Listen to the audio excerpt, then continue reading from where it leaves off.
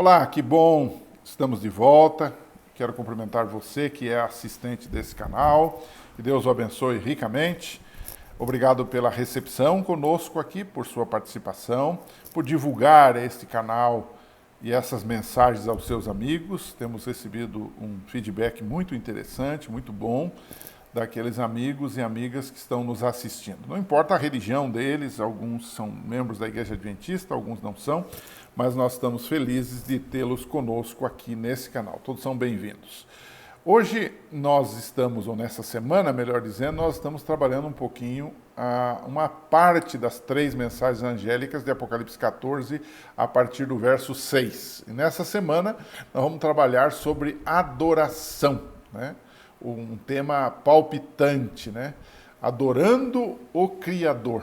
Nós sabemos que adoração é um tema, digamos, central dentro do Apocalipse. Mas o que significa a expressão de Apocalipse 14, 7, né? Adorai, o anjo diz, aquele que fez o céu, a terra, o mar e as fontes das águas. Há um apelo aqui para que as pessoas adorem ao Criador, né? Confortado pela visita de Jesus lá em Patmos, né?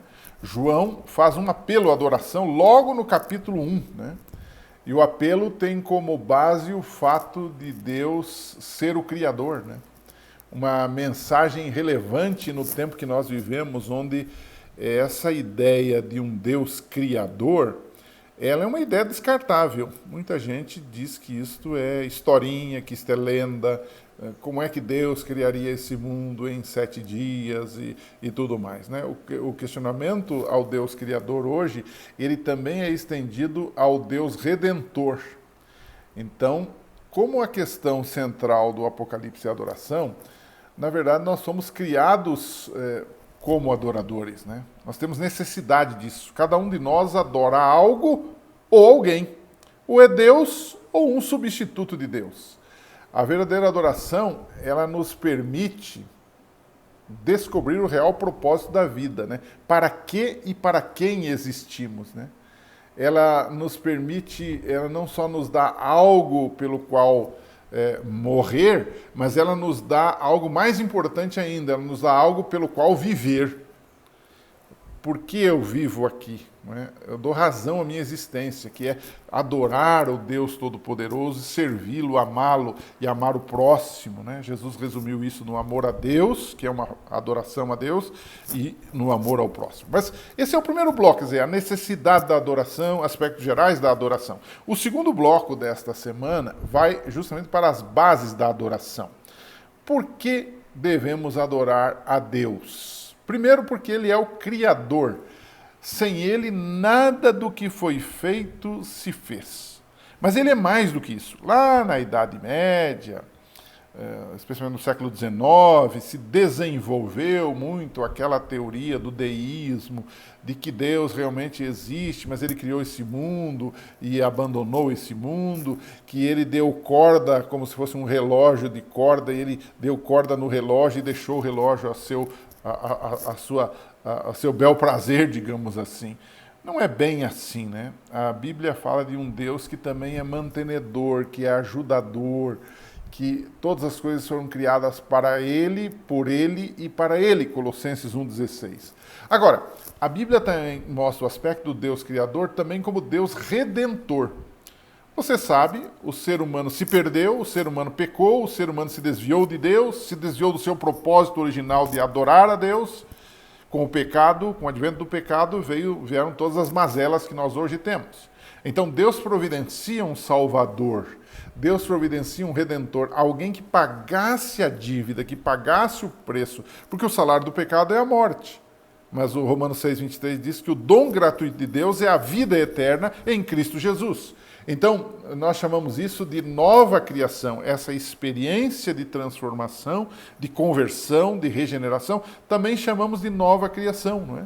O famoso texto de Coríntios 5,17, né, diz assim, se alguém está em Cristo, é o quê?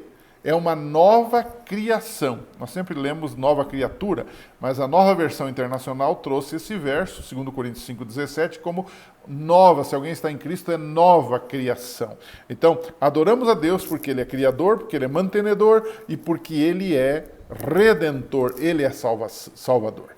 Agora, um terceiro tópico da lição dessa semana é bastante interessante. Às vezes a gente precisa fazer ligações nos textos bíblicos e nos temas bíblicos, para que a nossa cabeça não se confunda e que a gente chegue a um denominador comum na explicação do texto e dos temas bíblicos, né? Então a pergunta do momento seria o seguinte: qual é a ligação entre adoração, que é o que estamos tratando essa semana, com o evangelho, que fala que o anjo lá diz que nós temos que proclamar o evangelho eterno, com o juízo de Deus, o Apocalipse, na semana passada estudamos sobre a hora do seu juízo, e a própria criação.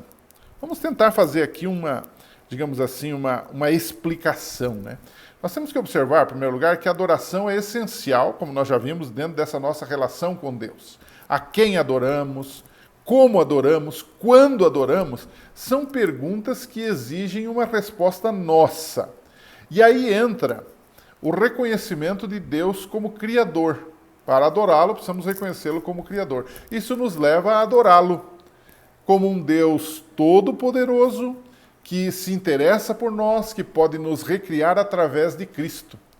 O Criador, Jesus foi o Criador, Colossenses diz que ele foi o agente ativo da criação, ele foi à cruz em nosso lugar. Então, há toda uma ligação entre criação e redenção, entre criação e salvação, entre criação e evangelho, né? E então, ele foi à cruz em nosso lugar, prova suprema de amor. E essa promessa, então, de recriação, como eu costumo dizer, é justamente a oferta do evangelho, né? De 2 Coríntios 5,17. Se alguém está em Cristo, é uma nova criatura. E se alguém está em Cristo, também, diz Romanos 8,1, não é condenado pelo juízo, né? Se alguém está em Cristo, é uma pessoa salva, é uma pessoa justificada.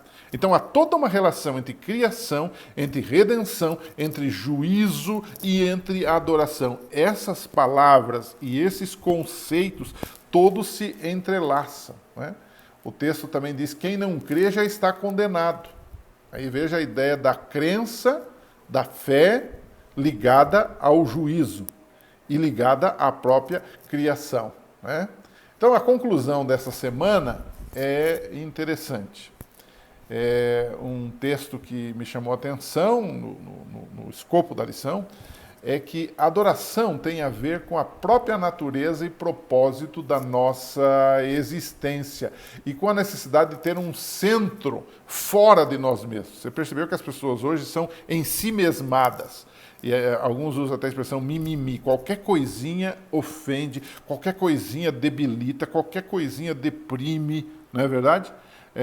A própria imprensa hoje cria factoides, cria assuntos para discutir. Às vezes que você olha e diz assim, mas isso é uma bobagem, isso não é tão relevante assim. Mas eles estão discutindo, porque aquilo dá ibope, aquilo dá lacração, aquilo é um problema de fato, né? Então, as pessoas têm um centro muito dentro delas. Nós precisamos ter um centro fora de nós mesmos, não que a nossa parte não tenha importância, mas fora de nós mesmos, que nos liberte, por exemplo, do egoísmo. Então, não adorar a Deus é perder a razão dessa existência e perder o foco, e perder o objetivo da vida, que é adorar a um Deus todo-poderoso, Criador, Salvador, mantenedor de todas as coisas, né?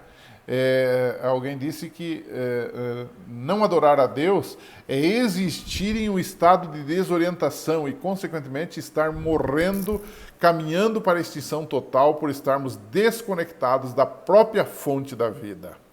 Pense um pouco sobre isso, converse sobre esse tema com os seus alunos e na semana que vem a gente volta para aprofundar um pouquinho mais a nossa caminhada nas 3 mensagens dos anjos de Apocalipse 14. Um abraço e até lá.